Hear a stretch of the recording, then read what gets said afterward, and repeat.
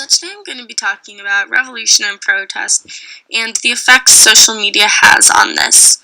So the question is not, does social media usage promote engagement and protests, but more a question of how does social media promote engagement and protests, because it would be impossible to say that social media does not have an effect on protest, because it most definitely does.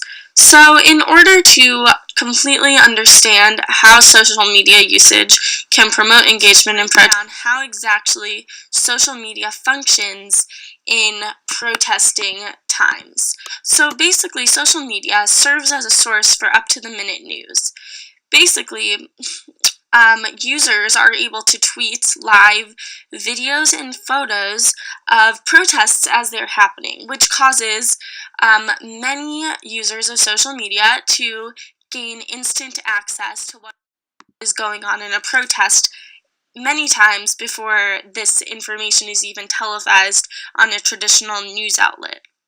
So now, instead of turning on the TV or looking at the newspaper for news, many users can just turn to Twitter and have up-to-the-minute news about what's going on in the protest, and these views are many times seemingly more unbiased than maybe what users would see on TV or traditional news. So these traditional news outlets are also using tweets as a source for credibility and spaces to actually gain information from. So a lot of times there will be a little screen grab of a tweet that they talk about on the news to give the news more credibility and just to use as a source, which is kind of interesting as well. In addition to this, a lot of sources online, Business Insider does this very often, for example, will actually use tweets in their articles to further prove their argument. So this is interesting because they're using these tweets as credible forms of information. So, in addition to this, there is a growing culture of viral videos and photos, so people who are at protests can instantly share their different photos and videos, and different viewers can see them automatically. So now many social media sites are used as a news outlet, but in addition to this, they're being treated as a space for political expression. So many people do use it for a news source, but others use social media in order to post their political viewpoints. So this spreads not only media consumption, but also production. So when one user shares their ideas on a certain bill or a certain piece of political information, it causes other users to see their view and then look more into the political issue that's being discussed.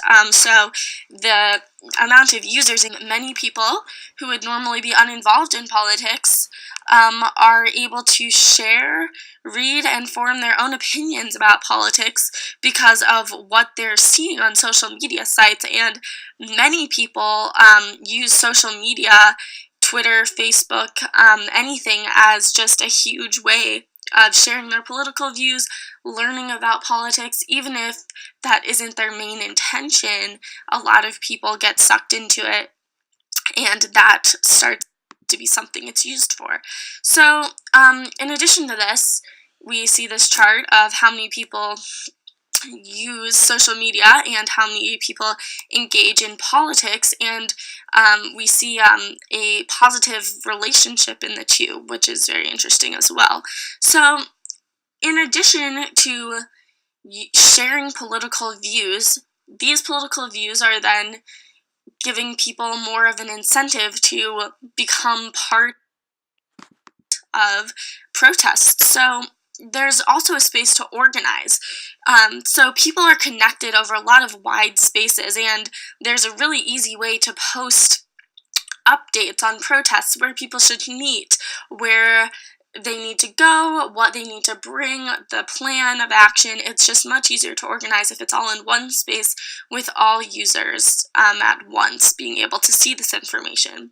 In addition to this, since there are so many users on Facebook, it connects such a huge group of people, and it makes so many people feel united, and it's not necessary to have a completely clear leader anymore. It's possible to just have kind of a group mentality, which is something that hasn't really happened in the past. So it's a way of quickly organizing and spreading information, as well as turning individuals into masses. So it kind of creates this group identity that wasn't possible before.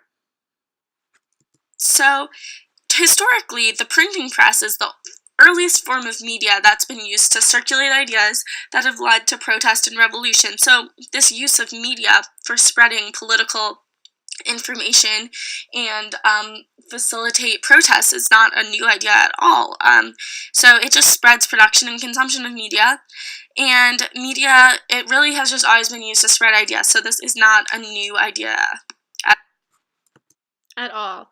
One thing that comes into question now is the freedom of speech question in the United States and abroad. So this is something that needs to be regulated, and laws will be made in the future to help regulate social media use and what is written.